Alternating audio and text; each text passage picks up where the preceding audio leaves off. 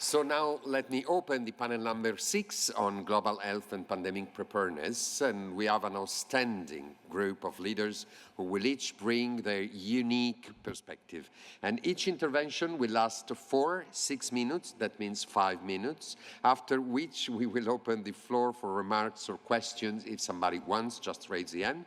I kindly ask everyone to be mindful of the time so that we can have an engaging exchange afterwards. So I'll be really try to be, I don't know, really unpolite, and as Siri on Alexa, I will say stop or something like that. I don't know, no, just saying that on my mic. So our first speaker is Dr. Najat Mokhtar, Deputy Director General of the IAEA.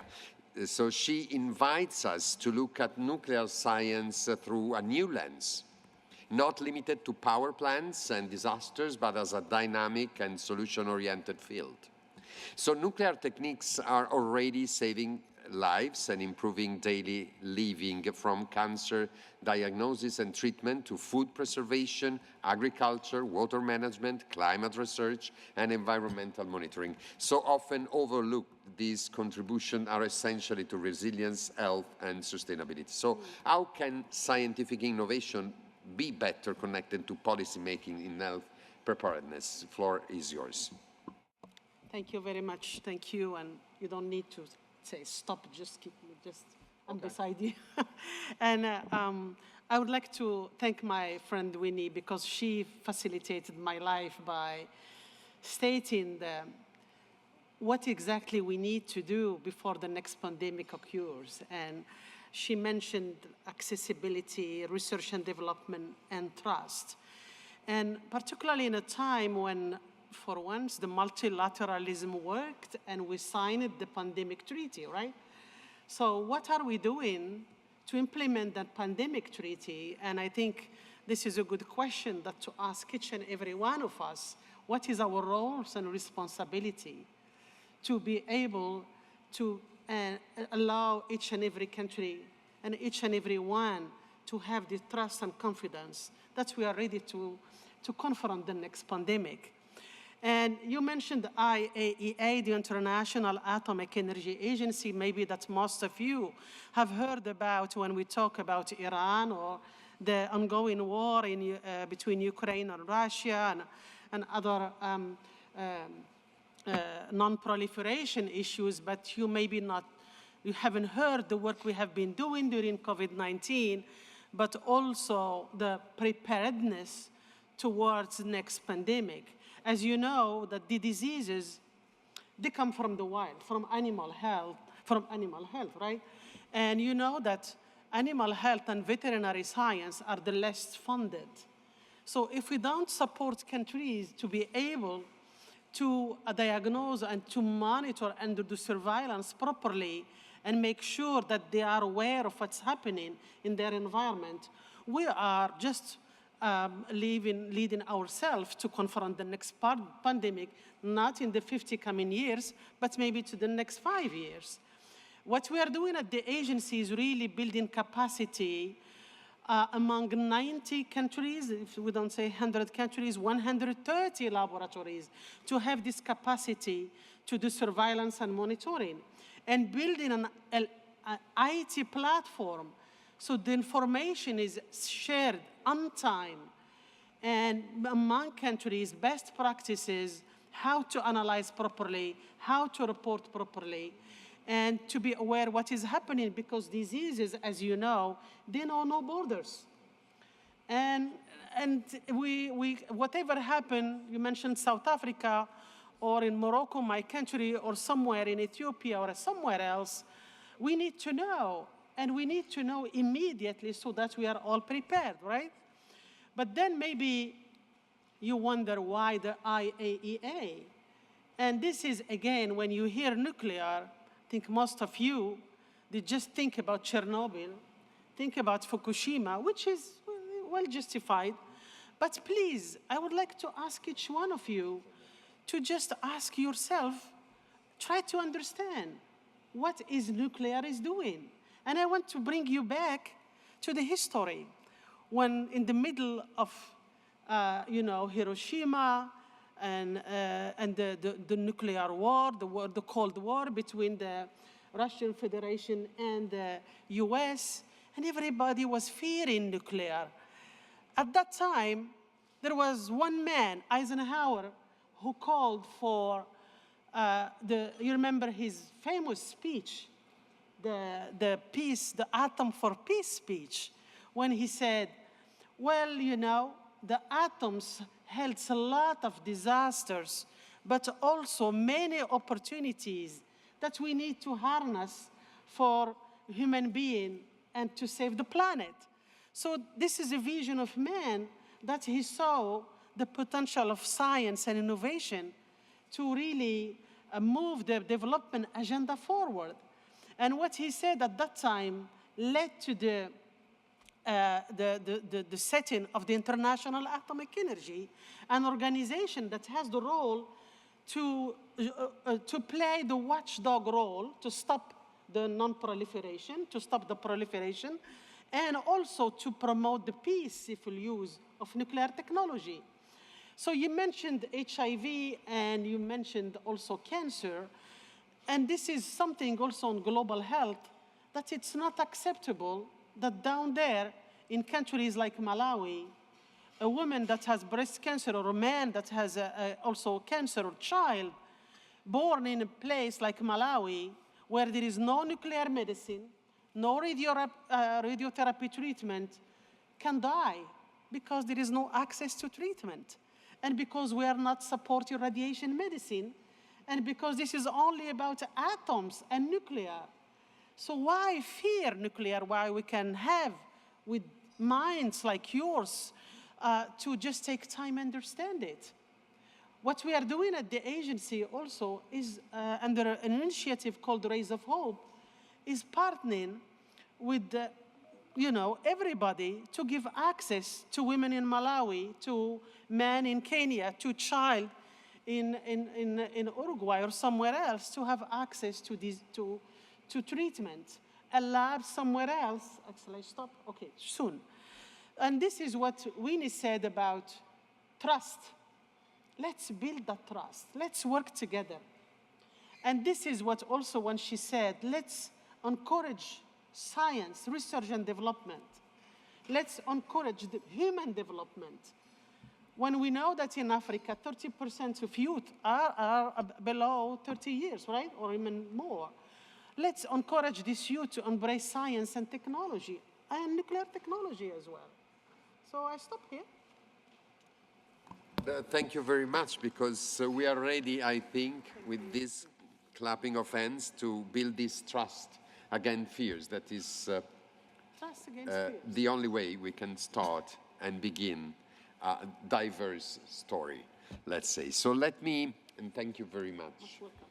So let me introduce now, I'm pleased to invite Dr. Ismail Seregeldin, so this co-chair of Nizami and former vice president of the World Bank. So beyond his long career in governance and development, he has contributed to global health debates through his service on the US National Academies of Science and Medicine Committee on the Governance and Ethics of Genome Editing, his membership in the Lancet Global Commission on COVID, and the publication in 2024 of a selection of his medical lectures. So his perspective connects global governance with the ethics of science and the lesson of the pandemic. From your perspective, Ismail, what are the most urgent priorities for national action on public health that can also reinforce global preparedness?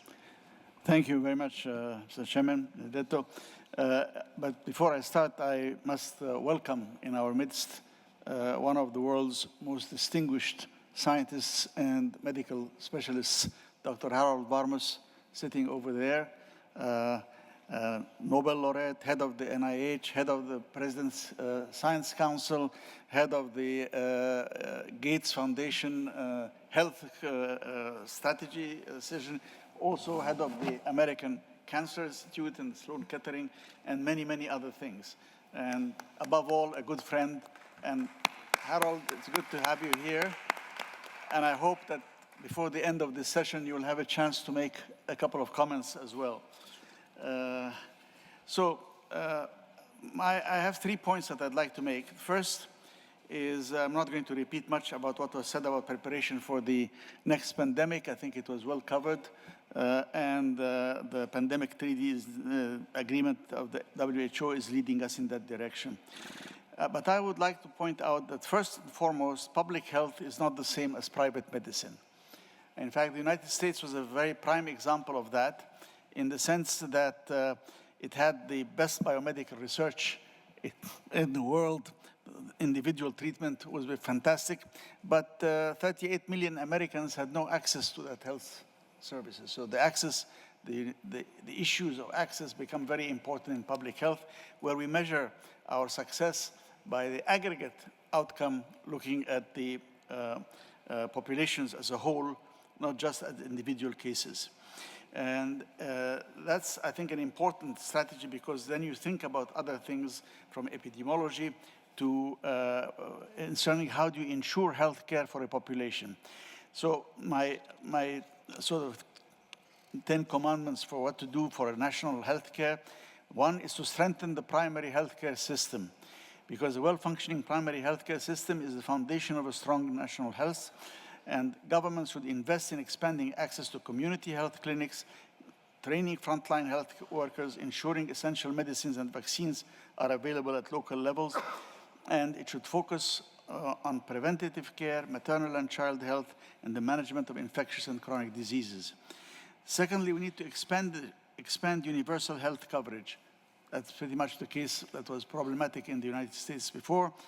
And reduce out-of-pocket expenses and ensure that even the poorest individuals can receive the necessary medical attention. Third, we need to improve water, sanitation, and hygiene.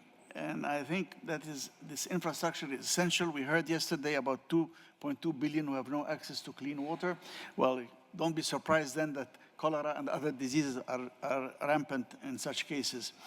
We should prioritize investments in clean water supply, improve sanitation services. And these can reduce the prevalence of diarrheal diseases, cholera, and other infections.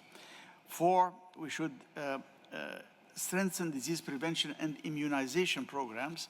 And I think expanding immunization programs, particularly for children, is crucial in reducing mortality from preventable diseases like measles, tuberculosis, and polio. And public health campaigns should also focus on malaria prevention and insecticide-treated nets and other ways of dealing with that, tuberculosis control, and of course, we talked about HIV/AIDS. 5, future adequate nutrition and food security. And I will point out that the IAEA is also collaborating with FAO on improving the nutritional content of plants. So that the food we eat is not just good, but it's also nutrition and plentiful. And we should implement nutrition programs specifically targeting pregnant women, infants, and school children. Pregnant women are particularly important because in the last trimester, there's an important part of the development of the child's brain, and a healthy woman will be able to give birth to a full-weight child rather than an underweight child, and then will also be able to lactate and feed that child, which is essential for the development of the child as well later on. And community health programs should also focus on family planning and reproductive health education. 7, public health education and behavioral change campaigns are important, and that will require involvement not just of the specialists and the officials, but also get the journalists, the television people, the other specialists, and now the social media people involved in education campaigns, seminars, discussions with them on how to do this. And 8, we need to enhance the healthcare workforce and infrastructure. There's a shortage of healthcare professionals and poor medical infrastructures. These are major barriers to effective healthcare, especially in the poor countries.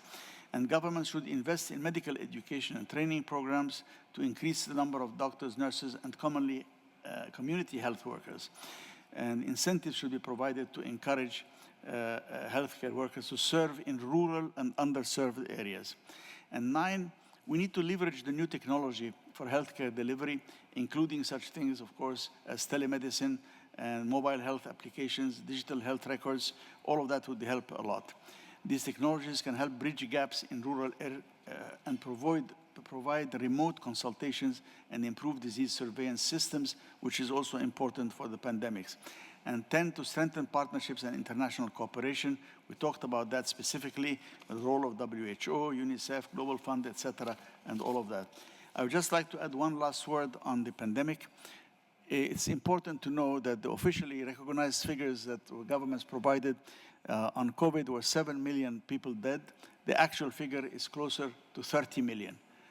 Looking exposed at the increased mortality, induced mortality, gives us 28.5 million people, 4 times the official figure, and impacting particularly elderly and specifically also in the poorest countries. So with that, I think that we have a lot of a program of action. It is nothing very dramatic, but you know, it needs to be done. I mean, the fact that we all know that these things have been heard before doesn't mean that they're not important because they haven't been done yet. So with that, I thank you very much. Thank you very much, Ismail, also to provide us this point plan of action, let's say, not just word, but to say there is a path. These are the 10 signals that you can follow, 9 signal plus 1. Thank you very much. So, it is an honor to welcome President Tarja Halonen from Finland. So, beyond her national leadership, and she has been a strong international advocate for human rights and equality, co-chair of the UN Secretary General's high-level advisory board on mediation, and a promoter of women's and children's health. Their perspective reminds us that resilience in global health is inseparable from social justice, equality, and conflict prevention. So how can principles of equality and mediation be translated into concrete measures for pandemic preparedness? Floor is yours. So, thank you. So, I think that more important than what is always these stories of the past of my history is to see that what Winnie and all the others have already said, that even the pandemic is not more than 5 years ago. It seemed to be so that people have forgotten it. They think that never again. Even all the scientists say that it's more and more obvious that we will face it already in the foreseen future. And so I also repeat only very briefly saying that the society, what is the situation of the society before pandemic is, or in other crises, that's the basis. And we cannot change the situation very rapidly already when the pandemic or the other crises come. And that's why, of course, the trust in the society, trust concerning the society itself, trust in science, trust in the health system is very important. And then we come to the actual situation of the people. So, of course, quite correctly, we are always underlying that the situation of the women and men is different. I was member of the so-called Monti Committee during the last pandemic, which was concerning the European situation in COVID-19. And we very easily tell that in developing countries, of course, the role of the women is very big. They are doing all that what was mentioned concerning the water and food and all these services. But the fact is that even we might have a well-organized primary health care and all these things, so the primary care itself is in the hands of the women. It's unpaid, unseen services which come in the reality when we are without those. And so, especially this is concerning people who need a special health, whether they are children, whether they are elderly people, whether they are disabled people, and in such kind of the situation. And that's why also in European and American countries and many others, we noticed that all that was affecting very strongly in the time of COVID. So we cannot change the society in minutes. But that's why we should all the time to see that the basic structure of the society will be the structure we will have also in possible next pandemic or in other crises. So that's why it's very good that, for instance, the UN Women just yesterday launched the data report, and it will be the annual data where they tell that how the SDGs will advance in different sectors with the gender equality. And I just try to encourage you to get the report and also to read it and to see that the situation is not that easy what we have had. Normally, both the men and women will notice the importance of the women when it's concerning delivering the babies, because the men cannot do that, at least now. And so this is, of course, very important, but the women themselves are also important. And that's why the data gap, what we have to see that in which way they have been discriminated in the last crisis like COVID-19 is very important, but it has also effect for the other parts of the society. And then I take a privilege to take one special issue, but I think that what we noticed during the last COVID. Of course, it's good if the progressive governments will say that they will live with the science and they will take the behavior from the science. But they forget that science is not always unanimous. And so you get sometimes very strong groups with different kind of the opinions. And that's why I say also for the experts in health and those in science that they should agree what are the items where they agree and what are the issues they don't agree. And I always tell that when you are telling to the politicians how to handle the issue, you have always to tell that what is good in your side, but also what is the negative side. Because they are in all systems of the services and systems, you have also the negative sides. And if it will be a surprise for the politician makers, so the common trust in the society will decrease every time. And so in that way, when I know that you are, dear moderator, you are in the trouble with the time, so I say very shortly that we have heard already very good reports, opinions by the other members of this panel. And so I will say only that the basic work has to be done now and not when we think that if there will be the COVID or something else. And one thing what we have a good side in COVID previously was that those scientists who were not especially interested perhaps the COVID, but they were in cancer, but they were the relative areas. So it helped us to give a very, very quickly the response concerning the vaccine and all this care. But we didn't know in the beginning that how the COVID will behave. And that will be with the next pandemic the same, that we might not know exactly which kind of the small enemy we will have. And that's why I do hope so that we are, how could I say, modest enough to say that we cannot know beforehand that which kind of pandemic we will have, plus those we already know that what have we now become much more difficult than earlier. And that's concerning all the progress we have achieved in SDGs and health. They are not permanent. We have to look after them all the time. Thank you very much. Thank you very much. No further words, Your Honor. So trust is the word. Trust in science, trust in the health system. And so thank you really much for your comments. And so our next speaker is the President, Mladen Ivanic of Bosnia and Herzegovina. His leadership experience is in a country that has faced fragility and recovery offers an important perspective on resilience and health security. What lesson from fragile states can strengthen global preparedness against pandemics. Floor is yours. Thank you very much, although it will be very difficult for someone who is not the expert after so nice statements, especially ladies and Ismail also. It is very difficult for me to say something new and something significant enough, but I will try to do my best.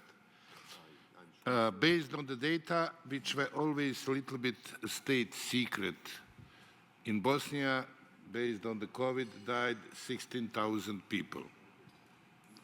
Additionally to that, there was a 22% of the deaths above the average in the last 10 years.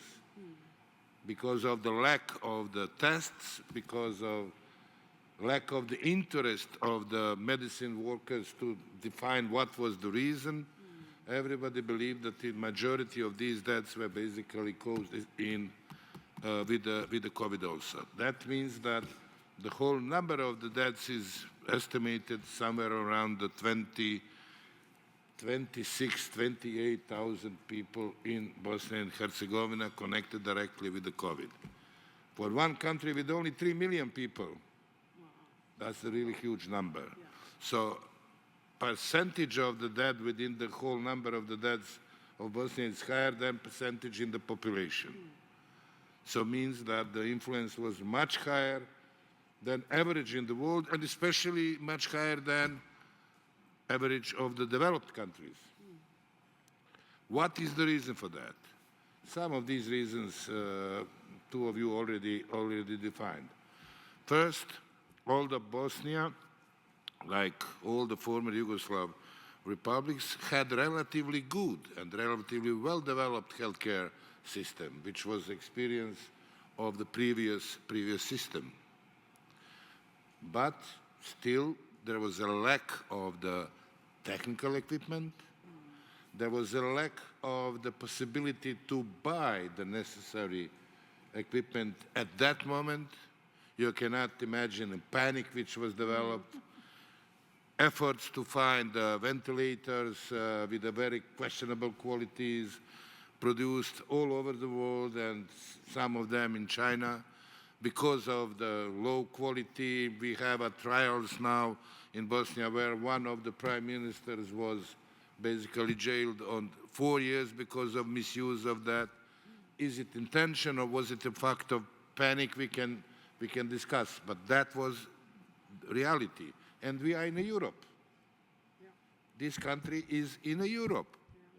Yeah. And you cannot imagine, you can then imagine how it was difficult in other countries which are less developed and even less connected with the main parts of the world. Yeah. Second reason was the fact that last 10 years, because of internal situation, we have huge migration of the experienced doctors. All of them, especially, let's say, those who are between the 35 and 45 years, left to the West. Yeah. We are now becoming without the experienced people, not only the doctors, but also all the other medicine workers. You cannot imagine how that difficult was in all this panic with so many people being in the hospitals, in the primary healthcare centers and everywhere. That was, I have to say, really a big problem. And then vaccination. Although we had experience with vaccination of the people, we were not able to have all these vaccinations so quickly. And I have to say that Serbia did in that part extremely significant effort. They offered vaccination for all former Yugoslav Republic citizens to come there because they were able to find it. How they were able to find it, to buy it, I don't know. Don't ask me that. I was vaccinated, not in my country where I was a president. And I had the links directly, could ask for some sort of the privileged position. I had to go to Serbia to be vaccinated. So the preparedness of the whole system to buy, to find, and then to distribute the vaccines on the ground was not well organized. And I can imagine how difficult, again, we are in Europe. Yes, Balkans, not really Europe, but still we are Europe. But I can imagine how it was in some other countries. And the lessons learned are lack of the finance from that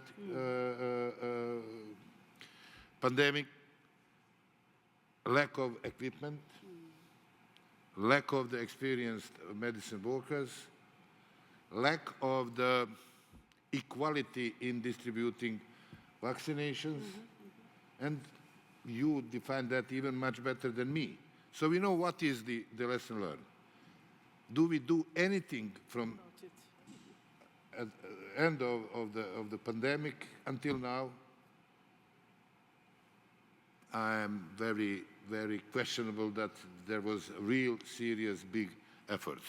We have appeal from the specialized institutions, but the real decisions has to be done by the politicians. And still, I don't see anything which is really big. In order to prevent the new wave of the pandemic, I think that there is a need to do something serious. Maybe it's time to think about the special financial fund, which will deal with the healthcare. I will finish very soon. But it cannot be voluntarily. It has to be obligatory for the countries.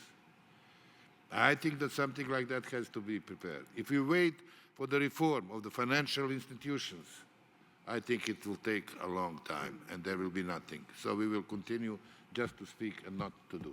Thank you very much. Thank you very much, Mladen. Really? So let me point it out as Italian, because we know that in Europe we were the first affected of everything, and something that you underlined, that is this market of doctors, let me call it like this in general, that is just the beginning. Because if they come to the West, from the West, if Italy is the West, one of the countries of the West, are going to countries that are paying twice, the triple, and so on, like Saudi Arabia, like the Emirates, and so on. No offense for nobody, but so is a problem that there is. So Cristiano Ronaldo was just the beginning and the peak of the iceberg, but so it is not just that. So that has to take into consideration. So finally, we welcome Prime Minister George Papandreou of Greece. As Prime Minister during the financial crisis, he gained unique experience in navigating profound social and economic challenges. His leadership in Europe and on the international stage highlights how multilateral cooperation and democratic governance are essential to strengthening resilience and collective preparedness for global health crisis. We also heard in an earlier panel, in the panel before, about his role as president of the International Olympic Truth Center, which further reflects his commitment to peace and dialogue across divides. So, what role should regional cooperation play in ensuring faster responses to global health crisis? Grazie, Benedetto. And yeah, I wondered why I'm on a panel for health, which I'm not an expert on, but I thought maybe because I dealt with a different type of pandemic, which was the financial pandemic. It was actually a pandemic, a financial one. It was not a virus, and we were at the center. Greece was at the center of the Eurozone crisis. I remember talking often with Chancellor Merkel. Initially, she said, "This is a Greek problem. You deal with it. You do your necessary reforms." It was not just a Greek problem. It was a global problem, and that, of course, created mistrust. And of course, it spread. The market spread this mistrust through the whole Eurozone, and actually, it did affect the global economy. First lesson: once we acted together, even though imperfectly, we did contain the storm. So collective action and regional action does work. And at the European level, we often think we have less power than we actually do. If we do work together, we can be effective. And of course, in the world of health, We've seen smallpox being eradicated, polio being dealt with. In many ways, HIV is not any longer a death sentence. Malaria vaccines saving lives. Ozone hole is another environmental issue, of course, and COVID vaccines developed at record speed when we cooperated. These are not miracles, these are proof of good cooperation works. And of course, we have to congratulate the WHO for the pandemic agreement. Hopefully, that will be able to be implemented. But, second lesson, I do think, and Mladen mentioned this, but we also, I think Winnie and Tarja also, we're forgotten that we went through this. It's like a past history. I think we've lost an opportunity.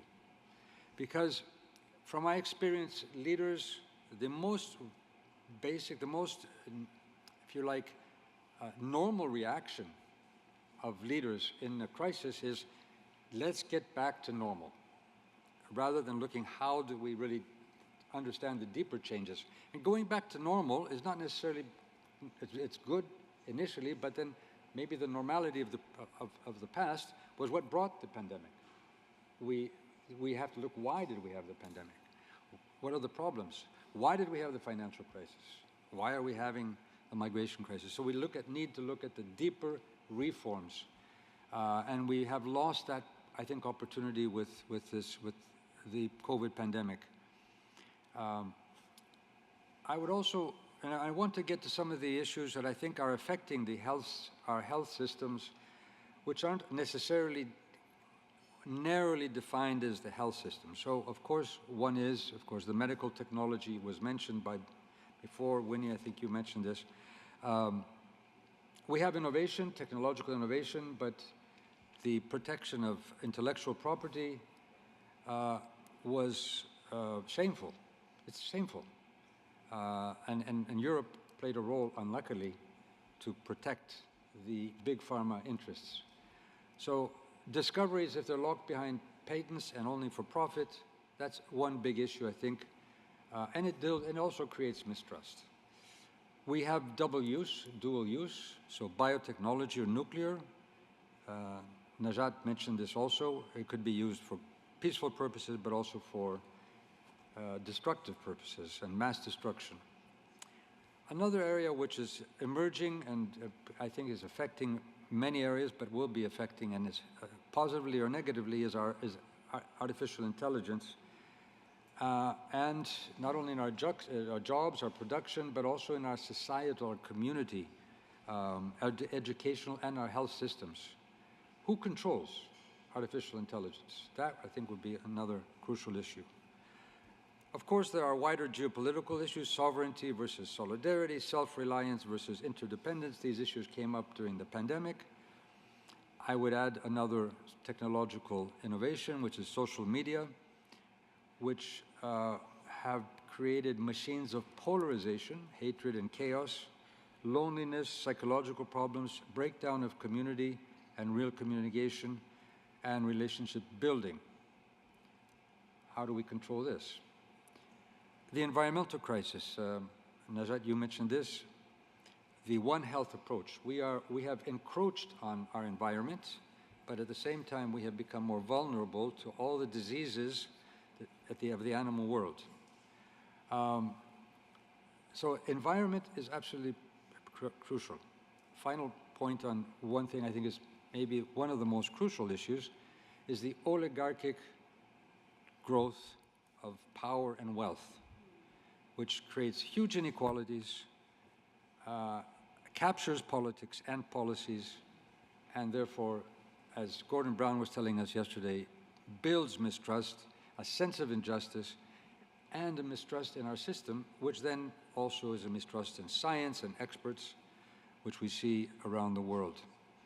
And authoritarians don't like science and experts because they have an opinion, and sometimes better than the authoritarians.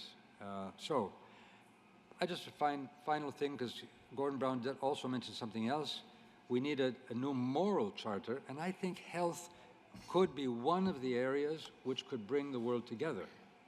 it is actually could be a catalyst for working together. It is a common problem. If we can get away from these theocratic views of science, it is a common problem. And it comes from ancient wisdom. We have ancient wisdom, which shows how, civilizationally it is, and over the many thousands of years, it has been a common wisdom. So Hippocrates said, we must help, or at least do no harm. That's a major issue. And Sun Simiao from China taught us that treat rich and poor alike, friend and foe alike, young and old alike, persevering with compassion and empathy. Well, that could be a very basic ethical charter for the new world, using health as a catalyst. Thank you very much. Thank you very much indeed. I underline one word, that is, don't forget. Don't forget in general, but also we don't have to forget all your words. So I come back to Italy really enriched, not just by you, but for this panel. And allow me to briefly summarize. We have heard today how science, governance, rights, resilience and cooperation all converge when it comes to global health preparedness. So the message is clear. Pandemics cannot be addressed in isolation, only through solidarity and multilateral action and trust, mutual trust. I warmly thank our distinguished panelists for their insight and all of you for your attention. Let us carry this lesson into the work that lies ahead. Thank you very much, and the floor goes to Eka. Thank you. Benedetta, you've been very gracious with timing for the next session. We'll have a fire chat with the minister. She's coming in already in the building, so we might have a minute or two before she enters the room, but please be seated, and we'll be starting momentarily when she enters the room. Thank you.